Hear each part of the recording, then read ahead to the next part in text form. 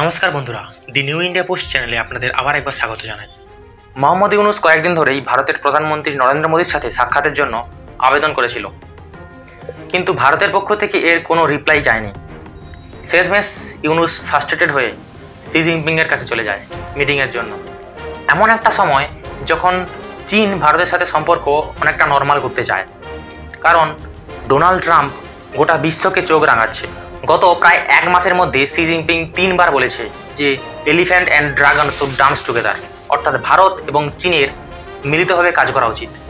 ঠিক এই সময়ে নোবেলজয়ী ইউনূস চীন ভ্রমণে যায়, আর চীনে গিয়ে ভারতের বিরুদ্ধে চীনের কাছে কথা বলে আসে। বাংলাদেশের লোকেরা ইউনূসের এই পদক্ষেপে বেশ খুশি। তারা এটা মনে করছে যে ভারতের বিরুদ্ধে কথা বলে ইউনূস অনেক মহান কাজ করে ফেলেছে, কিন্তু ইউনূসও এটা ভাবতে পারেনি এই বিষয়টা বাংলাদেশের জন্য কতটা ক্ষতিকর হতে পারে।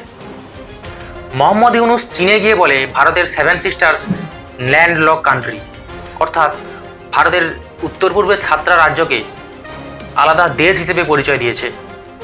মোহাম্মদ ইউনূস সরাসরি ভারতের সার্বভৌমত্বের উপর প্রশ্ন তুলে দিয়েছে। ভারত কিন্তু এর জবাব দেবেই। মোহাম্মদ ইউনূস চীনে গিয়ে এটা বলে এসছে যে বাংলাদেশ হলো গার্ডিয়ান অফ দ্য ওশিয়ান, অর্থাৎ সমুদ্রের রাজা। কিন্তু আসল সত্যটা হলো এটা যে মাত্র 2 মাস আগে বাংলাদেশের উপকূল অঞ্চলে ভারতের 2টো সাবমেরিন দাঁড়িয়েছিল। এই 2টো সাবমেরিনের ভয়ে বাংলাদেশের বাণিজ্য প্রায় 1 সপ্তাহ ধরে বন্ধ ছিল।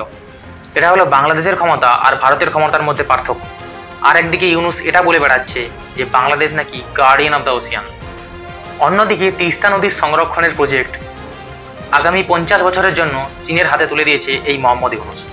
বাংলাদেশের জন্য একটাই বার্তা, ভারত যখন এর রিপ্লাই করবে তখন ভারতের সামনে এসে কান্নাকাটি করে কোনো লাভ হবে না।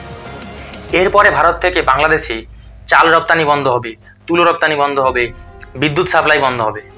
তখন বাংলাদেশ যেন এটা বলতে না আসে যে ভারত হিন্দু মেজরিটি দেশ, তাই বাংলাদেশকে চাল দিচ্ছে না। বাংলাদেশ নাকি টেক্সটাইল শিল্পে খুব এগিয়ে, অবশ্যই এগিয়ে, কিন্তু সেটা আগে ছিল, এখন নেই। ইউনূস বাংলাদেশের টেক্সটাইলের 12টা বাজিয়ে দিয়েছে। যেটুকু বেঁচে আছে তার কাঁচামাল ভারত থেকেই আসে। এরপরে ভারত সেটাও বন্ধ করে দেবে। বাংলাদেশ কিসের জন্য বিখ্যাত? এক তো প্রোটেস্ট করার জন্য। দেশটির অ্যাডমিনিস্ট্রেশনের উপর থেকে নিচ পর্যন্ত সবাই প্রোটেস্টার, এমনকি দেশের প্রধান উপদেষ্টা সেও এই প্রোটেস্টেরই ফলাফল। মাত্র 2 দিন আগে থাইল্যান্ডে ভারতের প্রধানমন্ত্রী নরেন্দ্র মোদীর সাথে মোহাম্মদ ইউনূসের একটা আলাপ হয়। সেখানে ভারতের কাছে 3টে দাবি রাখে। প্রথমত, শেখ হাসিনাকে নাকি বাংলাদেশে ফিরে যেতে হবে। দ্বিতীয়ত, নদীর জলের সমান বন্টন করতে হবে। আর তৃতীয়ত, বর্ডার কিলিং বা সীমান্ত হত্যা বন্ধ করতে হবে। প্রথম কথা এটা যে শেখ হাসিনা ভারতের অতিথি, তাই তার যত্ন নেওয়া ভারতের কর্তব্য।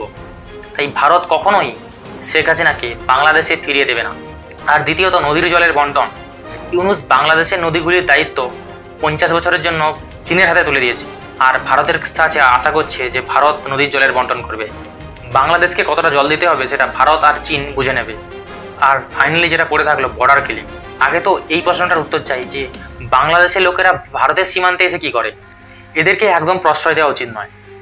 আগে এরা ভারতের নিন্দা করবে, ভারতের অপমান করবে, ভারতের বিরুদ্ধে কথা বলবে, তারপর সীমান্ত পার করে ভারতে আসবে, এসে ভারতের খাবে, ভারত থাকবে, আর ভারতে এসে গন্ডগোল বাঁধাবে। এদের দেখা মাত্র গুলি করে দেওয়া উচিত, যেটা ভারত এতদিন করে এসেছে। এই বিষয়ে আপনার মতামত কি সেটা কমেন্টে জানাতে ভুলবেন না। ভিডিওটিকে লাইক এবং চ্যানেলটিকে সাবস্ক্রাইব করবেন। আজকের মতো এই পর্যন্ত। জয় হিন্দ, জয় ভারত।